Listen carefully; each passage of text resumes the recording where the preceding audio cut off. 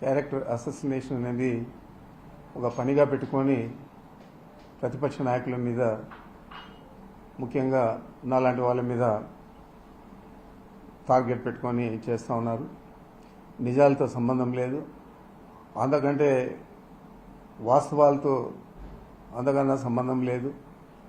కేవలం వారికి కావాల్సిన పత్రికలు, ఛానళ్లలో అవాస్తవాలు రాయించడం, వాటిని నిజాలుగా ప్రజలను నమ్మించే ప్రయత్నం చేయడం జరుగుతూ ఉంది. దీనికి ఒత్తాసు పలుకుతూ ముఖ్యమంత్రి గారు, వారి మంత్రివర్గంలో సభ్యులు ఏదో జరిగిపోయినట్లు కామెంట్లు చేయడం, వెంటనే పోలీస్ విచారణ అంటారు, సిఐడి ఎంక్వైరీ అంటారు. కనీసం ఆధారాలు కూడా చూపకుండా నాలాంటి వాళ్ళ మీద బురద జల్లే ప్రయత్నం చేస్తూ ఉన్నారు. చిత్తూరు జిల్లాలో గట్టిగా నిలబడి చంద్రబాబును వ్యతిరేకించడం అనేది వాళ్ళకు మింగుడు పడలేదు. చంద్రబాబు రాజకీయాల్లోకి వచ్చినప్పటి నుంచి కూడా నాకు కానీ మా కుటుంబానికి కానీ వారు వ్యతిరేకంగానే పనిచేశారు. అందుకే రాజకీయంగా మమ్మల్ని పూర్తిగా కట్టడి చేయాలనే లక్ష్యంతో ఈ తప్పుడు ప్రచారాలు చేస్తున్నారు. మదనపల్లిలో రికార్డులు తగిలిపోయాయని చెప్తున్నారు. అది కూడా మాదే కుట్ర అంటూ ఉన్నారు. రికార్డులు తగలబెడితే అవే రికార్డులు ఎంఆర్ఓ ఆఫీసుల్లో ఉంటాయి, ఆర్డీఓ ఆఫీసుల్లో ఉంటాయి, కలెక్టరేట్లో ఉంటాయి, సెక్రటరియట్లో ఉంటాయి. మరి వాటిని అన్నింటినీ కూడా కుట్ర కోణమని ఏ విధంగా చెప్తా ఉన్నారో నాకు అర్థం కాదు. మరి ప్రభుత్వం కూడా మేము మొత్తం డేటా అంతా రిట్రీవ్ చేశామని చెప్పి కూడా చెప్పుకొచ్చింది. ఇందులో కుట్ర ఏముంది, మేము చేశామని ఎలా చెప్పుకోగలుగుతున్నారు? మీ పార్టీ కార్యకర్తలను, నాయకులను అడ్డం పెట్టుకుని వాళ్ళ చేత తప్పుడు ఫిర్యాదులు చేయించుకొని మాపై బురద దల్లే ప్రయత్నం మీరు చేస్తూ ఉన్నారు. ఎలాంటి ఆధారాలు లేకుండా కొంతమంది అధికారులు అత్యుత్సాహం చూపుతూ ఉన్నారు. మరి వాస్తవాలు మీ దగ్గర ఉంటే, ఆధారాలు ఉంటే తప్పకుండా వాటిని నిరూపించండి. లేదంటే తప్పుడు ఆరోపణలు చేసి చంద్రబాబు ఉచ్చులో తగులుకోవద్దండి అని చెప్పి నేను అధికారులను కోరుతా ఉన్నాను. తప్పుడు పనులు చేయాల్సిన అవసరం నాకు కానీ మా కుటుంబ సభ్యులకు కానీ అవసరం లేదు. నేను 7 సార్లు శాసనసభ్యుడిగా ఉన్నాను. మా కుమారుడు 3 సార్లు పార్లమెంట్ సభ్యుడు, మా తమ్ముడు 2 సార్లు శాసనసభ్యుడు. మరి ప్రజాదరణ, అభిమానం ఉంటేనే ఇన్నిసార్లు రాజకీయాల్లో కొనసాగుతామని చెప్పి వారికి ప్రత్యేకంగా చెప్పనక్కర్లేదు. మరి మా పేరుతో ఉన్న భూములు, ఇతర ఆస్తులన్నీ కూడా ఎన్నికల అఫిడవిట్లో పేర్కొన్నాం. అఫిడవిట్లో పేర్కొన్న ఆస్తులు తప్ప మాకు ఏ ఆస్తులు కూడా లేవు. మరి మదనపల్లి కేసుకు సంబంధించి సిఐడికి అప్పగించినా, సిబిఐకి అప్పగించినా నాకు ఇబ్బంది లేదు. ఆ కేసుకు నాకు ఎటువంటి సంబంధం లేదు. కానీ వైసీపీ నాయకులపై కేసులు వేసి వారిని వేధించే ప్రయత్నం చేసేదే కాకుండా వారి ద్వారా నా పేరు చెప్పించే దానికి ప్రత్యేకంగా ఈ కుట్ర చేస్తూ ఉన్నారనేది ఈ రాష్ట్ర ప్రజలందరికీ కూడా తెలుసని చెప్పి కూడా మీకు మనవి చేస్తూ ఉన్నాను.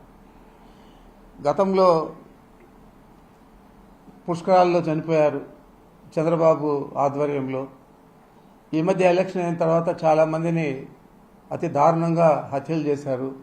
మరి చాలామంది చిన్న పిల్లలందరినీ కూడా మానభంగం చేశారు. మరి ఈ వీటిల్లో వేగవంతంగా మీ ప్రభుత్వం పనిచేసిందా?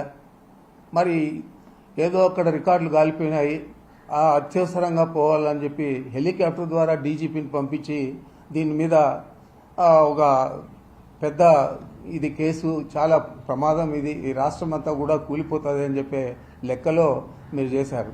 ఏ రోజు కూడా మేము 50 సంవత్సరాల నుంచి రాజకీయాల్లో, దాదాపు 74 నుంచి విద్యార్థి రాజకీయాల్లో, ఆ తర్వాత ప్రత్యక్ష రాజకీయాల్లో ఎప్పుడు కూడా డీజీపీ హెలికాప్టర్ ద్వారా ఏదో ఆఫీసులో తగలబడిందంటే పరిగెత్తిన పరిస్థితులు ఎక్కడ కూడా లేవు. ఈరోజు మీరంతా కూడా దీన్ని రాజకీయ రంగు పులుమల్ల ఈ కేసుకు దాంట్లో మమ్మల్ని ఇరికించాలా అనే దీంతో అత్యుత్సాహంతో మీరు డీజీపీని పంపించి ఇదంతా కూడా చేయడం జరిగింది. ఇది పెద్ద స్కెచ్ మీరు చేసింది, చంద్రబాబు నాయుడు గారు చేసిందని చెప్పి చెప్పక తప్పదు. మరి ఏది ఏమైనా కూడా ఈ కుట్రలన్నీ ఎదుర్కొంటాం, ఈ కేసులన్నీ కూడా ఎదుర్కొంటాం. ఖచ్చితంగా ఈ రాష్ట్ర ప్రజలకు ఇవన్నీ కూడా తప్పుడు కేసులు అని చెప్పి నిరూపించే విధంగా మేము కృషి చేస్తాం. మరి దారుణంగా ఈ 10-15 రోజులు కొన్ని మీడియా ఛానళ్ళు, కొన్ని పత్రికలు అతి దారుణంగా క్యారెక్టర్ అసోసినేషన్ చేసి మమ్మల్ని అందరినీ కూడా రాజకీయంగా భ్రష్టు పట్టించే విధంగా మాట్లాడిన తీరు, అక్కడ జరిగిన డిబేట్ల తీరు అంతా కూడా మేము నిశ్చితంగా పరిశీలిస్తూ ఉన్నాం. ఇప్పటికే మాకు సంబంధించిన లాయర్లకు ఇచ్చాం. వారు వాటిని పరిశీలించిన పిమ్మట తప్పకుండా ఎవరైతే అత్యుత్సాహంగా మా మీద అబద్ధాలు కుట్రపూరితంగా చేసే ప్రయత్నం చేశారో వారి మీద ఖచ్చితంగా డిఫమేషన్ కేసులు వేయిస్తామని చెప్పి కూడా మీకు మనవి చేస్తూ ఉన్నాను. ప్రజలకు చేయలేని హామీలు మీరు చెప్పారు, ఎన్నికల్లో హామీలు చెప్పి ఇప్పుడు అవన్నీ కూడా నెరవేర్చలేక ఇలాంటి కేసులు, ఇలాంటి డైవర్షన్ పాలిటిక్స్ చేసే పరిస్థితి చాలా దురదృష్టకరమని కూడా నేను తెలియజేస్తూ ఉన్నాను. ఇప్పుడు చంద్రబాబు గారికి అధికారం వచ్చిన తర్వాత సూపర్ 6 అంటే భయం, ఖజానా ఖాళీ అని చంద్రబాబు చెప్పుకుంటాడు. రాష్ట్రంలో 10,000 కోట్లతో ఆ రోజు జగన్మోహన్ రెడ్డి గారికి అధికారం ఇస్తే ఆయన చెప్పిన హామీలన్నీ తూచా తప్పకుండా నెరవేర్చారు. ఈరోజు 1,000 కోట్లతో మీరు అధికారంలోకి వచ్చారు. మరి మీరు కనీసం ఖజానాలో డబ్బులు లేవని చెప్తున్నారు తప్ప మీరు సాకులు ఎత్తుక్కుంటా ఉన్నారు. మీరు చెప్పిన హామీలు నెరవేర్చడానికి తప్ప ఇంకా ఏది కూడా చేయడం లేదు. ప్రజలందరూ ఇవన్నీ కూడా గమనిస్తూ ఉన్నారు. తప్పకుండా మీ సూపర్ 6 ఏ విధంగా మిమ్మల్ని ఛిద్రం చేస్తుందో రాజకీయంగా తొందరలోనే తేలుతుందని కూడా నేను చంద్రబాబు మనవి చేస్తూ ఉన్నాను.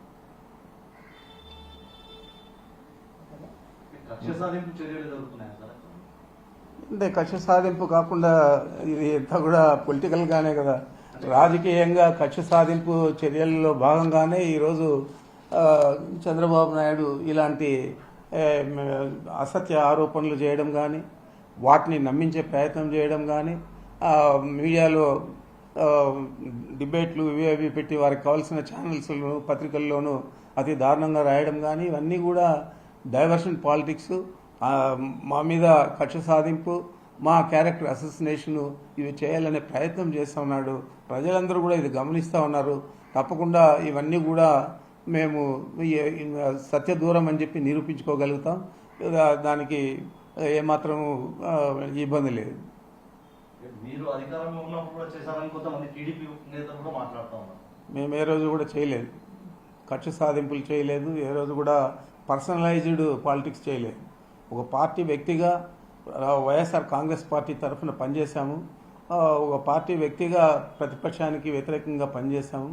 అంత తప్ప ఈ మాదిరి కక్షపూరితంగా పర్సనల్గా తీసుకొని క్యారెక్టర్ అసోసినేషన్ చేయడము, వారి కుటుంబానికి చెడ్డ పేరు తెచ్చే విధంగా ప్రచారం చేయడము, దాన్ని నమ్మించడానికి మంత్రులు, ముఖ్యమంత్రి కంకణం కట్టుకోవడము, ఇది ఎప్పుడు కూడా జరగలేదు.